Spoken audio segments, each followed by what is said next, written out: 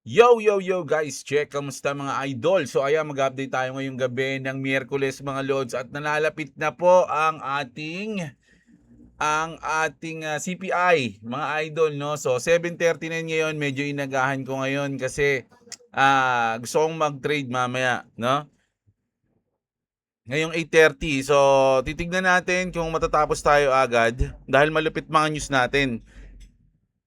Malalaman natin ngayon kung babagsak, no? Titignan natin, mga idol. Pero ang magdi-decide niyan mamaya sa CPI natin, mga lods, no? So, napaka-importante nung mangyayari mamaya, mga idol. Sana medyo maging positive, no? O pwede rin naman maging negative, mga lods, kasi ngayon nasa baba tayo. Ang ating Bitcoin nasa 60,000. Nako, pwede siyang bumaba ulit ng 59. 'Di ba? Kasi ang huling binaba ni Bitcoin nung nakaraan 59, mga idol, no. Alam niyo, medyo nagloloko ba si Converge ngayon? Tinamaan na rin ba ng lindol si Converge? Kanina pa ako pawala-wala yung aking internet mga idol nabubisit na ako, di ako makapag-tekken So sa 1 minute time frame, pero tignan natin sa 1 hour time frame, mga lods. So ito na nga mga lods, no. So 59, tama ba? Ang pinakamababa niya na nakamit nung nakaraan, June 5, mga idol, is 59. Almost bundik na siya mag 58. Okay, so mabe-break ba yan mamaya kapag nag-bad news yung sa CPI, mga idol? Kasi once na mangyari yan, pwedeng ma-break din itong pinaka-lowest ng XRP, which is yung 1.05, mga idol, no. Pwedeng bumaba pa siya dito. So ayun yung abangan natin, mga lodi, no. Malapit na nasa 741 na. So mag-news na muna tayo ng malupit na trending news. Alam nyo, ito yung pinaka-yumayanig ngayon sa buong mundo, mga idol. Ito, ipopost ko lang to, ha, kasi bawal ata to panoorin. Ayun, ba yan, ba't di ko ma-post? Oh my goodness, oh my goodness. Yan, post natin kasi ito yung nangyari, mga idol, no, sa Belfast, Ireland. Graphic footage shows an African migrant attempting to be beheaded, mga idol, no, somebody in North Belfast. The attack was carried out with the Stanley blade. Yung Stanley blade, mga idol, parang cutter lang yan. Yung cutter, ganun lang yan. And happened at around 10 p.m. o 10:30 p.m. last night, Monday, June, and on Kinnaird Avenue. Every single one must leave, all of them. Kasi syempre may mga immigrant na pumasok sa Ireland, mga lodi. At ginawa to, mga idol. So dahil dyan, mga lodi, maraming nagalit na mga Irelander. Ano tawag sa kanila? Hindi ko alam no? Nagwelga sila, mga lods, at talagang Belfast is shutting down. Several streets and roads across the city are now completely blocked by protesters. This after Assad, paano basahin to? Sudanese migrant allegedly tried to beheaded a local man. When the state fails, the people react. Belfast is making that very clear right now. Kasi parang ang sinasabi ng mga tao dito, hindi nyo kayang protektahan yung mga citizen, yung mga legitimate citizen na ginagano na ng mga immigrant. So nagalit sila, mga idol. Ayan, ito, post din natin to. Ayan yun. Rumors are spreading that groups of men are getting ready in North Belfast this morning after an African migrant allegedly tried, no, to, ito nga, no, an Irishman in the street last night with a Stanley blade. Native men have reportedly been told to be on standby. No, this is the inevitable result of years of mass immigration. Immigration kasi, mga immigrant to, mga idol Two-tier policy, policing, and government betrayal. The native population is waking up. They have had enough. When the state refuses to protect its people, the people will protect themselves. So ayun, sobrang gulo dyan, mga lodi, ngayon. No, ultimo si Conor McGregor, no, Irish pala. May isang Irish, Islanders, ano ba sinabi ko? Ireland, kasi ano sila Irelander. Mga Irish, ayan, sorry mga idol.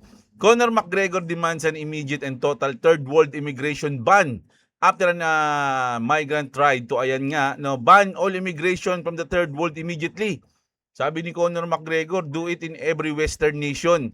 Enough letting animals village. Paano ba sa ito? Village? Mga ganyan ko lang narinig yung mga words na to eh. Your homeland. Oh, ayan ha. Grabe. Take your country back and preserve our civilization, mga lodi. So, sobrang gulo na dito, mga lodi, dahil sa ginawa nitong Sutoy na to, halos lahat ng mga immigrant dyan, talagang ginugulo, sinusunog yung mga bahay, sinusunog yung mga sasakyan. Oh, huge crowd on Belfast is total war zone right now. Locals are fed up, calling the illegal immigrants scumbags and telling them to get the hell out of Ireland. So dahil dun sa tao na yon, mga lodi, siguro hindi lang doon, siguro marami na talaga mga pangyayari, hindi lang nagtitrending. Ayun lang yung pangyayari na yun yung nag-trigger, no, sa mga Irish na talagang pumalag na, mga lodi. Ayun, no, sinusunog yung mga bahay. Oh. House occupied by migrants in Belfast torch as Sudanese migrant trying to be, ayan na nga, no, paulit lang. Pero enough is enough, no? So ayun yung mga nangyayari, sinusunog na nila yung mga bahay, yung sasakyan, no? Ayan, no, mga lods, so kita niyo, no? Grabe, oh. Belfast burns after an asylum seeker tried to kill a vulnerable Irishman. Northern Ireland First Minister Michael O'Neill condemned the violence as disgusting cowardice and outright thuggery. But in a country that is increasingly deaf to the concerns of its own citizens, angers and rioting are the inevitable consequence. No, ironically, O'Neill has passed significant criticism in the past for saying there was no alternative, no IRA violence during the Troubles, over a 25 years campaign that utilized bombings, assassinations, and ambushes.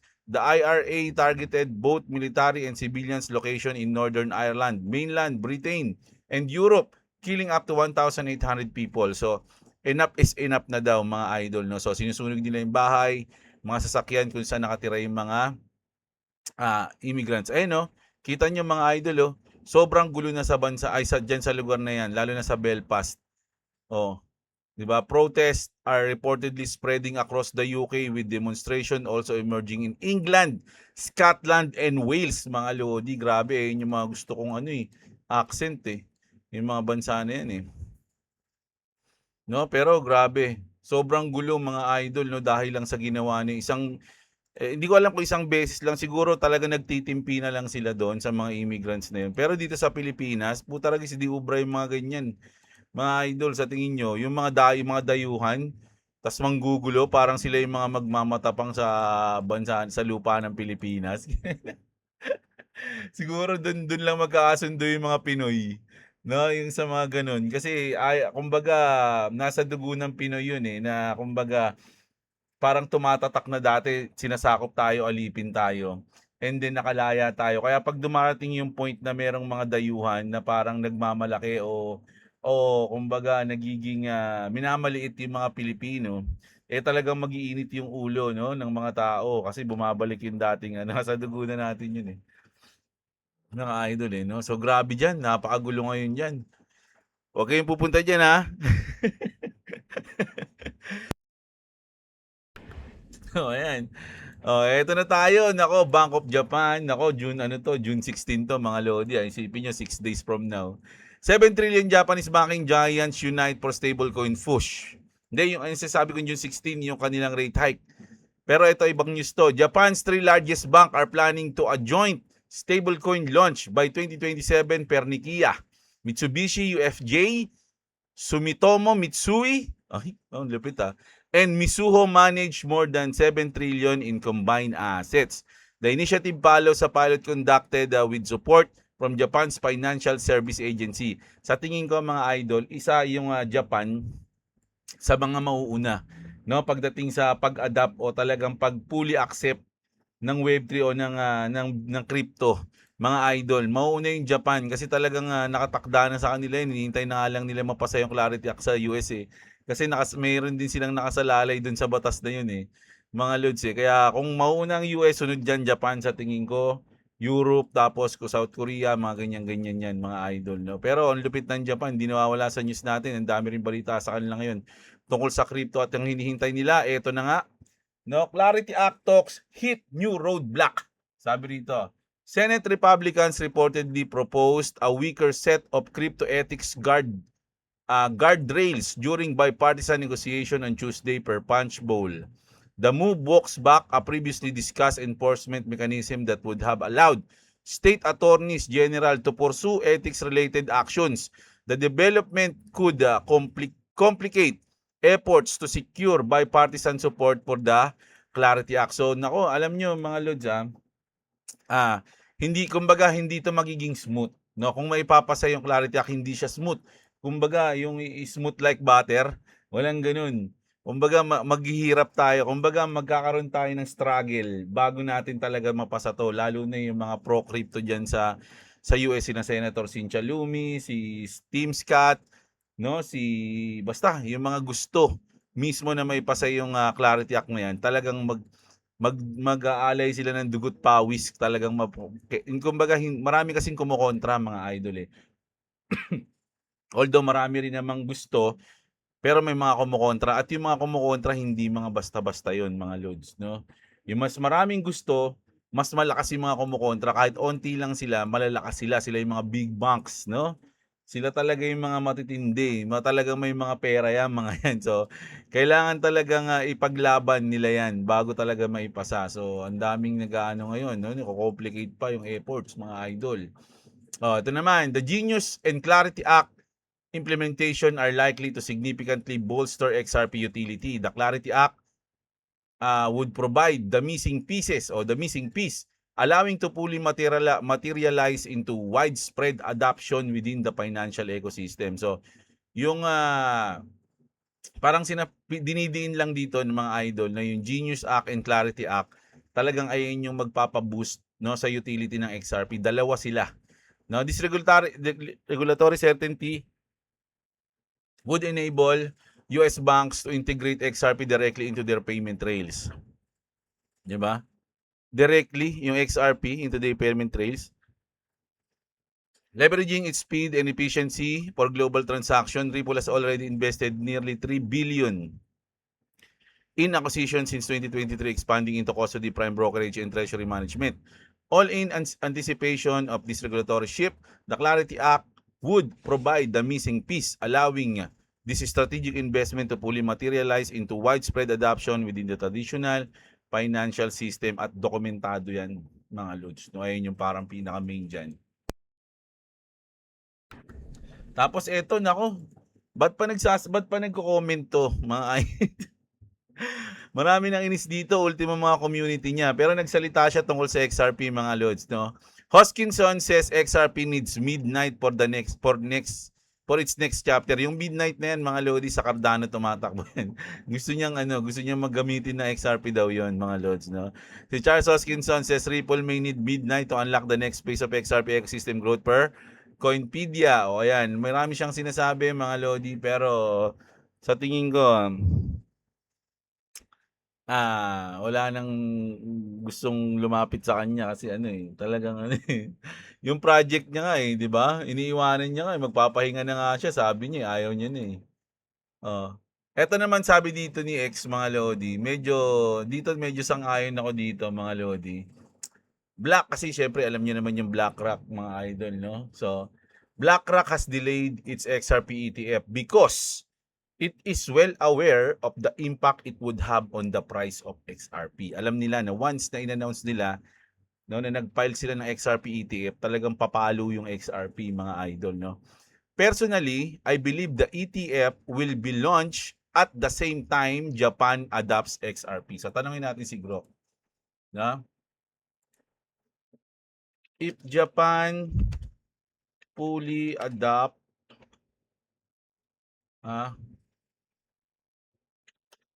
XRP and BlackRock file XRP ETF,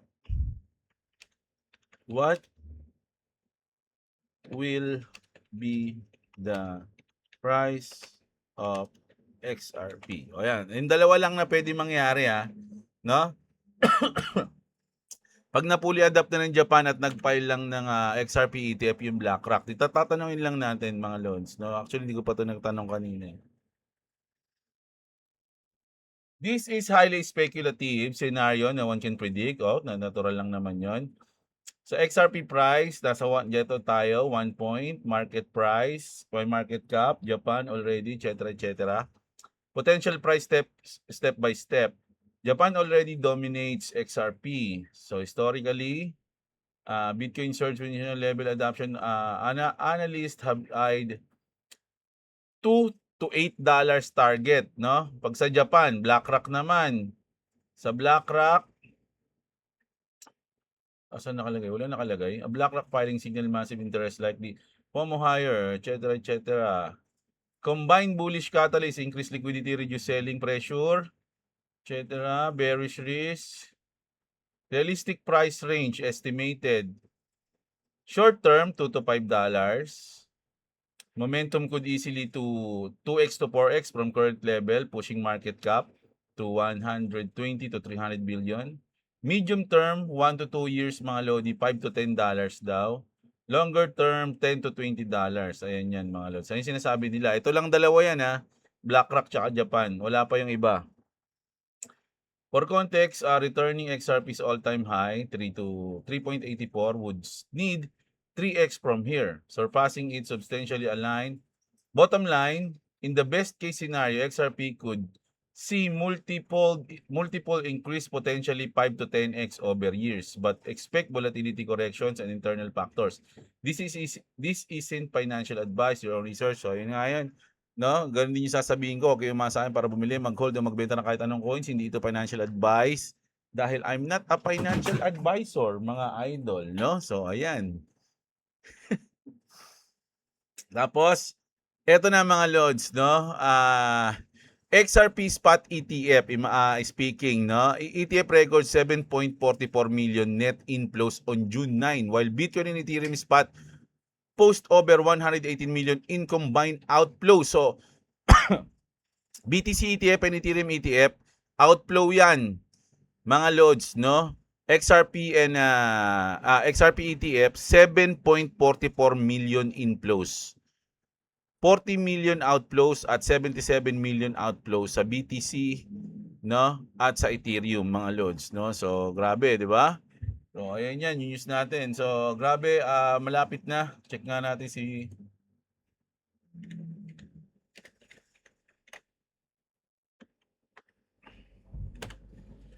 Ay, nako, internet. Grabe, nakakainis. Kailangan ko pang i-refresh, Alam niyo yun? Medyo naglolo ko yung aking Converge ngayon, mga idol. So, wala pa. Mukhang hindi mag-live si Boss Robo. Hindi ko alam, mga lods. Hindi rin naman siya nag-live kahapon. So malamang ngayon yan. Kaya lang nasa ano pa lang kasi, mag-8 pa lang, mga lods. No? So basa na lang muna tayo ng comment nyo. Basa tayo ng comment nyo, okay? Ito ba yun, ating video? Okay. Yung player, meron na sa Trezor, Safe 5. Sabi ni Idol Kevin Alipio. Ayan, mukhang naka-Trezor Safe 5 si Idol, Congrats, Idol, Si Andrew Salvillion, shoutout sa'yo. Na-miss ka namin, Idol. Kamusta ka? Mr. Ad, shoutout sa'yo. Si Gemar de la Cruz, saan nakakabili ng SpaceX at Lods, no? Alam ko sa sa Nasdaq. Pero sabi nila sa eToro pwede daw bumili, mga Lods, no? Tanong mo kay Grok, tanong natin, pero alam ko doon Tanong ko na yun Hindi ko alam yung iba mga Lods. Parang sa stocks kasi. So, maraming pera sana, sabi niya Idol. Factored in na naman siguro Clarity kaya ma-announce naman din agad ang epekto. Pwede naman, Idol. Si Abe Benz Zeppelin, shoutout sa'yo. Yung iba kasi dito, bodega lang ng bodega. Pang second bear market ko na to. Masasabi ko lang, yung iba dito, wag bibili pag hindi bear market. Quarter 3 kayo, mag-start mag-imbak. Bodega ko, For 5 years, chain link pa rin, sabi ni Idol. Congrats sa'yo, Idol. Magda-dump crypto, magsisilipatan sa SpaceX yung mga pera. Ayun nga, Idol, yung sinasabi natin ng mga nakaraan, di ba?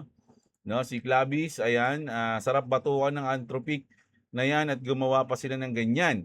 Nagloloko na naman yata ang YT ngayon, hindi basta-basta lumalabas yung mga comment, minsan hindi nagsisend yung comment or nagdo-double yung comment. Oo nga kanina rin yung comment ko mismo sa sarili kong video hindi nagsisend. Yung ano ko, ito, ayun no, tingnan mo, nawala na naman dito. Yung ano ko, yung pinipin ko yun Wala. Eto, ayan yung please like, yan, nakapin yan kanina. Pinipin ko yan, ayaw mapin. Ngayon lang gumana, kita mo yun. Ang kulit. Ayan, malamang yan, bubuhos ang mga kaso kay Trump kapag nawala na siya sa pwesto niya sa dami ng mga sinagasaan niya para lang sa mga agenda niya. Tama ka dyan. Kamusta pala? Napala idol yung mga kababayan natin sa Mindanao. Meron na bang mga dumadating na tulong para sa mga nasalanta? Nauna pa nga yung mga vlogger doon tumulong kaysa sa mga politiko. Nakita ko yung post, mga loads, no? Nauna pang tumulong yung mga kaysa dun sa nagkakagulo sa Senado, yung mga senador. Nauna na yung mga vlogger, sabi nila, kami na muna kasi nag-aaway-aaway pa kayo sabi diyan mga lord. Ang kulit nga no? Pero alam ko nagpunta na dun si Bongbong, nagpunta na rin dun si BP Sara. As a state of calamity ata sila mga idol. Alam nyo ba yung pinaka-interesting mga lodi na nangyari dun sa lindol na yon? Alam nyo kung sino yung maraming nakaligtas ng buhay dun mga idol? Alam nyo kung ano, hindi siya tao, isa siyang kanta.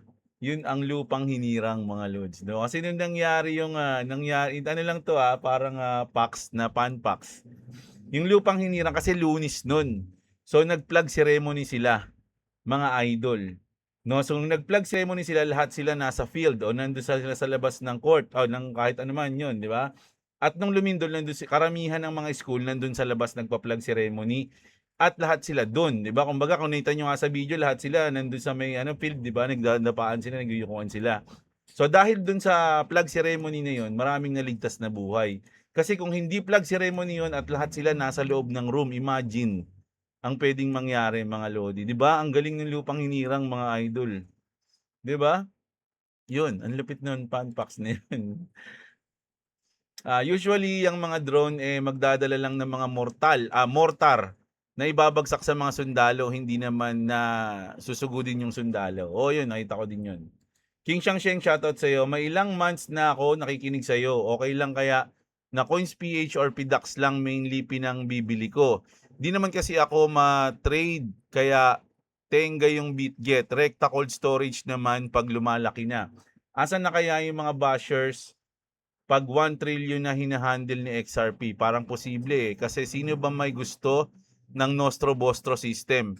Yung matandang manager, matandang manager lang yata ng BPI ang may gusto. Okay lang yun, idol. No? Na kahit di ka nagtitrade, mas safe yung ginagawa mo kapag lumalaki yung asset mo, nirerekta mo sa cold wallet. Napakaganda ng diskarte mo. Ayan, no? So, ayan. Sobrang laki ng supply ng XR. Basta bala kayo, mga lods. Ayan, kung may nakumakausap sa inyo, bala kayo dyan. mga lods. So, hindi ko kayo tuturuan ng mga bibili nyo. Hindi rin ako magsasuggest sa inyo kung ano yung bibili nyo. Mga idol, no? Nasa inyo yan. Research nyo yan. Di ba si Trump ang king of crypto scammer? Pinapaasa niya pero sa totoo gusto niya kumita ang pamilya niya. May tama ka din dyan. Share ko lang TV, no? Phil Habis, Present Load, shoutout po. Sana talaga mapasa na ang Clarity Act. Kailangan natin yan. Mga crypto holder at ng market. Salamat sa update. Shoutout sa iyo, Idol Phil Habis. Everyday yan si Idol.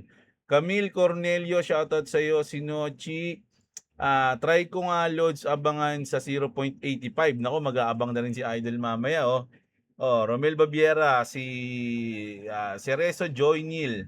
Basta naman Idol, malapit na bagsak ulit. Nako, XDC XRP, si Idol, mukhang may hold siya ng gano'n. Si Skylab, na, shoutout dyan kay Skylab, always din yan si Idol. Stephen Andre, patay kung patay, sabi ni Reynaldo. Santos Jandel, Cela Villa, shoutout sa'yo.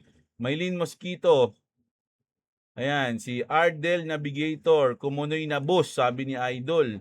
Si Romeo Jr. Villanueva, mukhang holder ng H-bar. Si Junel Nael, shoutout sa iyo. Si Apulante. Nako, hindi ka nag-first, naunahan ka ni Madam. Si Instant Tindera ang nag-champion. Pero shoutout sa iyo, Apulente, mga Loso. So ayan, nako, ayan muna yung news natin, mga idol. So kung titignan nyo mga Lodi, nasa 8 na, no? 8 p.m. na. So 8:30 ang ating 8:30 ang ating CPI report. Abangan natin mga idol. At mas gusto ko kasi na mag-trade ako nang hindi ako nagre-record, no? So para medyo seryoso tayo. So babalitaan ko na lang kayo bukas ng umaga kung ano ang nangyari sa trade natin. So mag-ingat kayo. Para sa akin, mas maganda huwag na kayo mag-trade, mga idol. Abangan nyo na lang kung ano yung mangyayari kasi medyo risky mag-trade lalo na pag mga ganitong event, CPI report, medyo volatile yan, no? So kung hindi nyo madidiskartehan na maayos yan, baka kainin lang yung asset nyo. So mas payo ko na wag na lang muna kayo sumabay, no? Pero ako hindi ko mapipigilan 'yon. Kailangan sumabay eh. So ayun, kita-kits tayo mga idol. Maraming salamat sa mga nanood. Magandang araw sa inyo mga kapatid at What's up, what's up? yeah.